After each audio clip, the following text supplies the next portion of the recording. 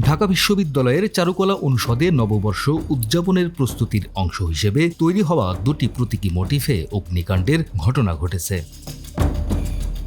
শনিবার সকালে অনুষদের ভেতরে যেখানে মোটিফ তৈরির কাজ চলছিল সেখানে হঠাৎ আগুন লেগে যায়। এতে ফ্যাসিবাদের মুখাকৃতি পুরোপুরি পুড়ে ছাই হয়ে গেছে এবং শান্তির পায়রা মোটিফটিও আংশিকভাবে ক্ষতিগ্রস্ত হয়েছে।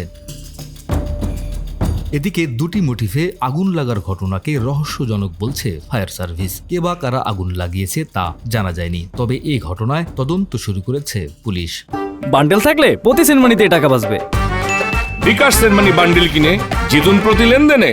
এ বিষয়ে বিশ্ববিদ্যালয়ের প্রক্টর সহযোগী অধ্যাপক সাইফুদ্দিন আহমেদ গণমাধ্যমকে বলেন, আমরা ধারণা করছি 4:45 থেকে 5টার মধ্যে আগুন লেগেছে, তবে কিভাবে এই আগুন লেগেছে তা এখনও নিশ্চিত হওয়া যায়নি। জুলাই আগস্ট গণ অভ্যুত্থানের চেতনাকে সামনে রেখে এবার নববর্ষের প্রতিপাদ্য ঠিক করা হয়েছে নববর্ষের ঐকতান, ফ্যাসিবাদের অবসান। এই প্রতিপাদ্যকে সামনে রেখে এবারকার প্রধান মোটিফ ছিল ফ্যাসিবাদের মুখাকৃতি। এটির উচ্চতা 20 ফুট।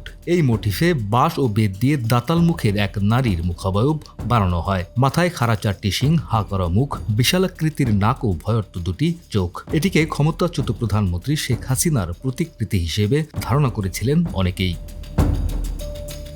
ডেস্ক রিপোর্ট, আমাদের সময়।